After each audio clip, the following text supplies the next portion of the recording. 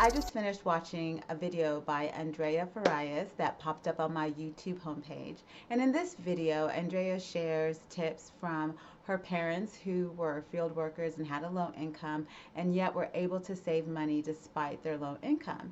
And after watching that video, it got me to thinking about my mom because when I was 18, my dad died suddenly from a super rare cancer called cholangiocarcinoma that affects something like 0.001% of Americans each year. And seemingly overnight, my mom became a single mom of four and had to take care of a mortgage, all the household responsibilities, and herself as well. And yet she was able to put us through school, feed us, clothe us, take care of all the bills and herself on her small single income.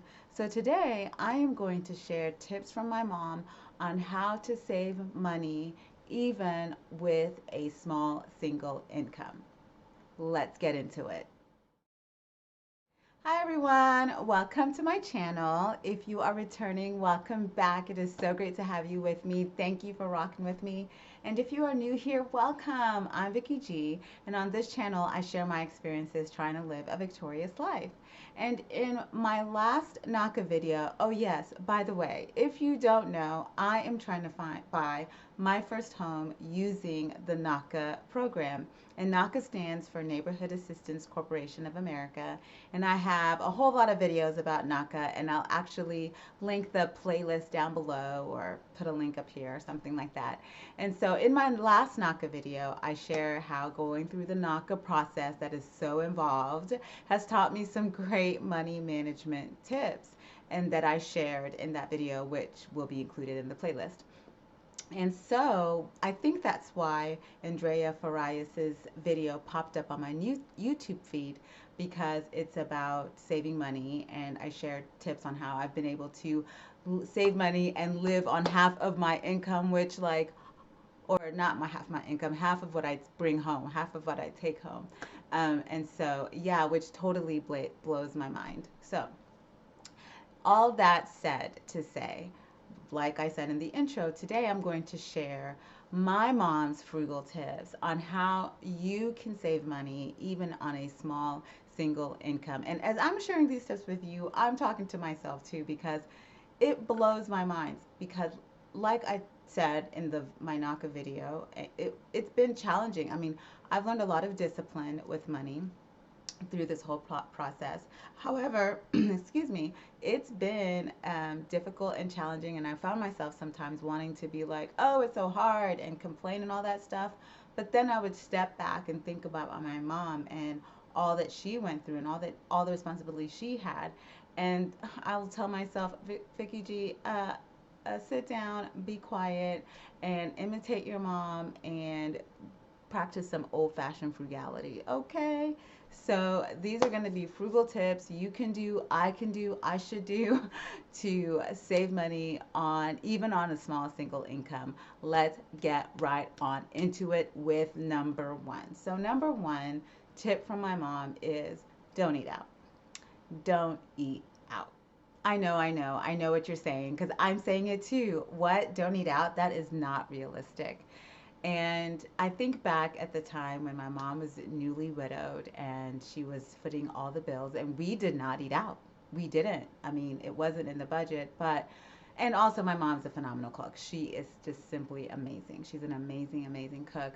But yeah, we did not eat out at all. And so eating out is super, super expensive. So even if you cut it back, scale it back some, and maybe not cut it out altogether, you're going to save money.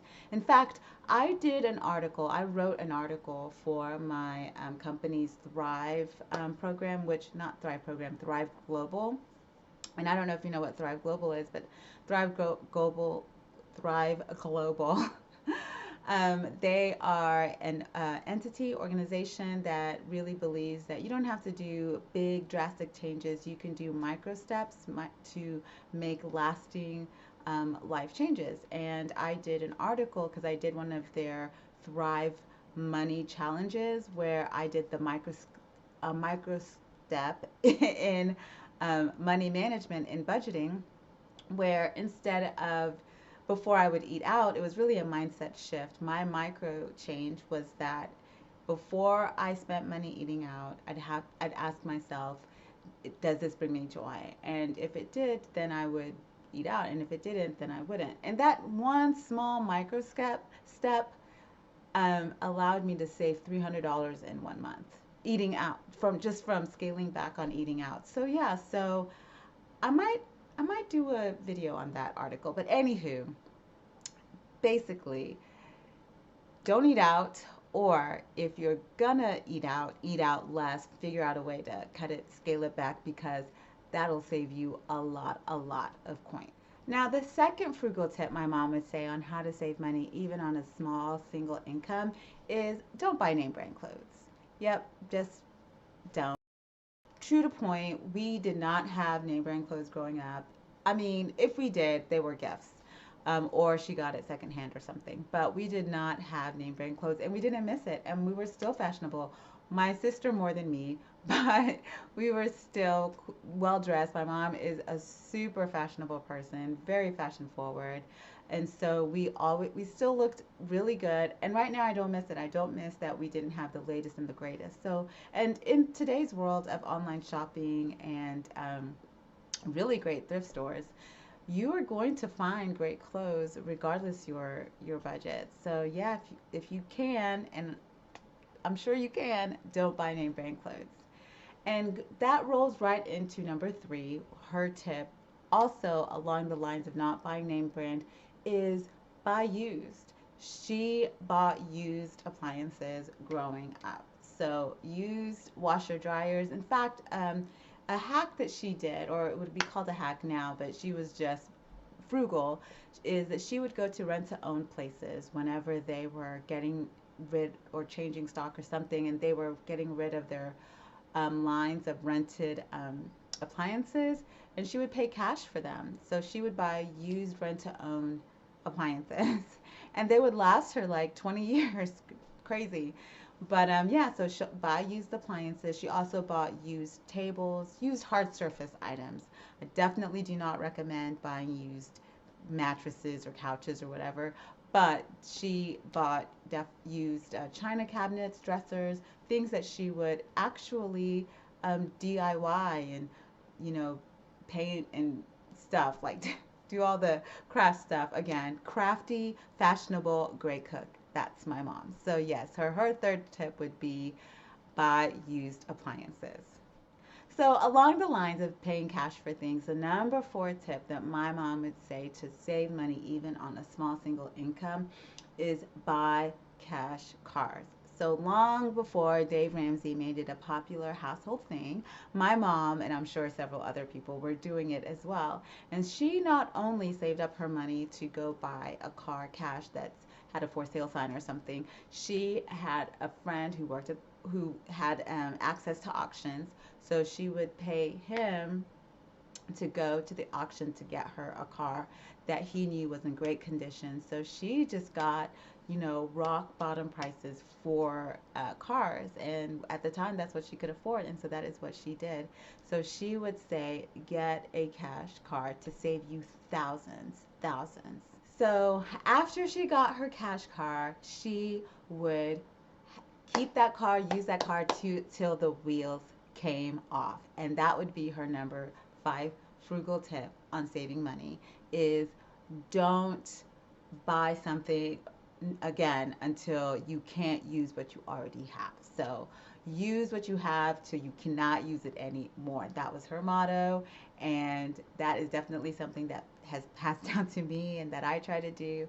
Is I just don't try to just buy the newest latest things if I already have something similar. So these days things are just so disposable, and it's just even a mindset. But just ask yourself, hey, do I already have this thing?